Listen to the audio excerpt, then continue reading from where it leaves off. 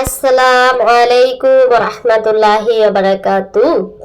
কাছে এবং দূরে দেশ এবং দেশের বাইরে থেকে যারা ফারিহার ভিডিওটি দেখতেছেন, ফারিহা ব্লগের, তাদের সবাইকে আন্তরিক শুভেচ্ছা অভিনন্দন মোবারকবাদ।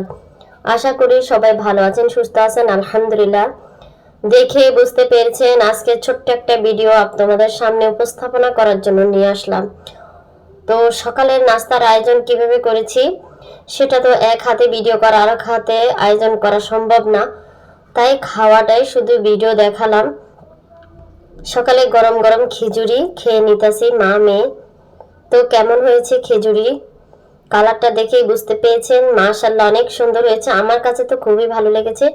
সকালবেলায় এরকম গরম গরম ডাল আলু আর চাল দিয়ে খুবই সুস্বাদু রেসিপি বানিয়ে খেতে পারেন। তো আমরা আমি খেয়ে নিচ্ছি। ভিডিওটা কেমন হচ্ছে কেউ স্কিপ করবেন না, স্কিপ করে দেখলে কিন্তু কিছুই দেখা যাবে না। যারা ব্যাচেলার তারা কিভাবে রান্না করবেন খুব সহজভাবে, টেকনিকটা একটু সহজভাবে দেখিয়ে দেব যাতে সবাই দেখার সুযোগ পায়। তো চলেন আর কথা বাড়াবো না, চলেন রেসিপিটা কিভাবে শুরু করলাম অবশ্যই শেয়ার করব। সবাই স্কিপ করা ছাড়াই কিন্তু ভিডিওটা দেখবেন, স্কিপ করবেন না। যদি ভিডিওটা ভালো লাগে অবশ্যই লাইক কমেন্ট করে দিবেন যাতে সবাই দেখার সুযোগ পায়। চলে আসুন মূল ভিডিও শুরু করা যাক। তো এখানে আমি হলুদ লবণ আর মরিচ একটু জিরের গুঁড়ো দিয়ে ভালো করে ম্যারিনেট করে রেখে দিয়েছি প্রায় 10 মিনিটের মতো। তারপরে ভাজি করে নিয়েছি, মাংসটা ভাজি করে নিয়েছি। যেহেতু আমি বড় বড় করে রোস্টেড পিজের মতন করে নিয়েছি, সেটা ভাজি করে নিয়ে ফেললাম। খুব সহজভাবে কিন্তু রেসিপিটা তোমাদের জন্য, কিভাবে তোমরা একা একা রান্না করবে সেই আয়োজনটা কিন্তু তুলে ধরলাম। আর এখানে হালকা কাঁচামরিচ দিয়েছি, অনেকগুলো পেঁয়াজ, একটু পেঁয়াজ বেশি করে দেওয়া হয় মুরগির মাংসতে। পেঁয়াজ বেশি করে দিলে খেতে খুবই সুস্বাদু লাগে, অনেক ভালো লাগে। তো পেঁয়াজ কুচিটা একটু বেশি করে দিয়েছি। তারপর এখানে পেঁয়াজটা একটু নরম হয়ে গেছে, এখন আমরা বাকি প্রসেসটা শেয়ার করব। এখানে 2টা তেজপাতা ছিঁড়ে দিয়েছি, লং এলাচ দারচিনি পরিমাণ মতো দিয়েছি। আমি একটা মুরগি 1 কেজিওয়ালা একটা মুরগিতে এই আয়োজনটা। তো এখানে দিয়ে যেহেতু পেঁয়াজ একটু নরম হয়ে গেছে, এরপরে উপরে উপকরণ দিব। আদা রসুন বাটা 2 টেবিল চামচ পরিমাণ মতো, 2 টেবিল চামচ। তারপরে এখানে মরিচ ব্লেন্ডার করে নিয়েছি, মরিচ আমি 2 চামচ টেবিল পরিমাণে দিয়েছি বাটা মরিচ, তোমরা গুঁড়া মরিচ ব্যবহার করতে পারো। জিরার গুঁড়া আমি 2 টেবিল পরিমাণে দিয়ে দিলাম। জিরার গুঁড়া অত বেশি লাগে না। স্বাদ পরিমাণ মতো লবণ দিয়ে দিলাম।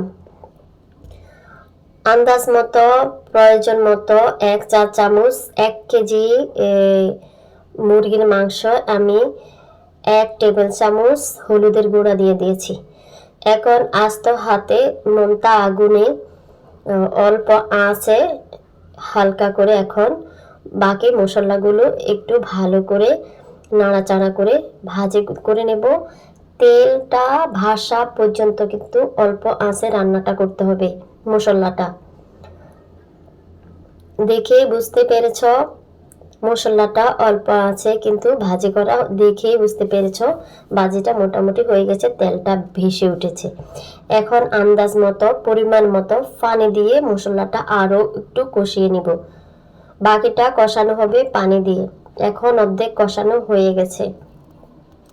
পরিমাণ মতো আন্দাজ করে পানি দিলে আর পানি বেশিও হবে না কমও হবে না।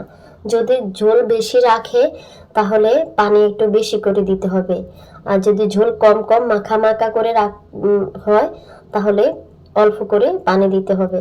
তো এখানে ঝোল ভালো করে কষানো হয়ে গেছে, যে মাংসটা ভাজি করে রেখেছি ওগুলো এখন দিয়ে দেব। দেখেই বুঝতে পেরেছেন আমি একটু ঝাল মিষ্টি করে রান্নাটা করব, সেজন্য দিয়ে দিলাম। এখানে রোস্টের পিস করেছি কিন্তু রোস্টের মতো রান্না করতেছি না, একটু ঝাল ঝাল করে রান্না করতেছি, যেহেতু একটু ঝাল মিষ্টি হয়। পেঁয়াজ একটু বেশি পরিমাণে দেবেন মুরগির মাংসতে, তাহলে ফ্লেভারটা অনেকটাই ভালো আসে। কালার দেখে বুঝতে পেরেছেন অনেক দারুণ হয়েছে। আমার কাছে তো মাশাআল্লাহ ভালো লাগলো। তোমাদের কাছে কেমন লেগেছে? তোমরা কিন্তু এইভাবে আয়োজনটা করলে খুবই সহজভাবে কিন্তু মুরগি মাংস যারা রান্না করতে পারে না তারা কিন্তু খুব সহজভাবে এইভাবে রান্নাটা করে নিতে পারবে।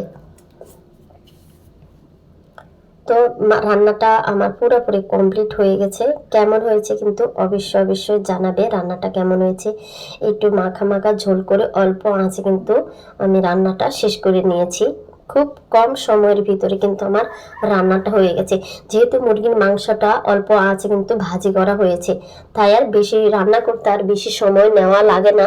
শুধু মশলাটা পাকাতে যতটা সময় 5-10 মিনিট যাই লাগে, 5 মিনিট 10 মিনিট যদি লাগে, ওই শুধু মশলা কষানোতে লেগে যায়। যদি আমার ভিডিওটা খুব বেশি ভালো লেগে যায় তাহলে লাইক কমেন্ট শেয়ার করবেন। ভালো থাকবেন, সুস্থ থাকবেন। আল্লাহ হাফেজ।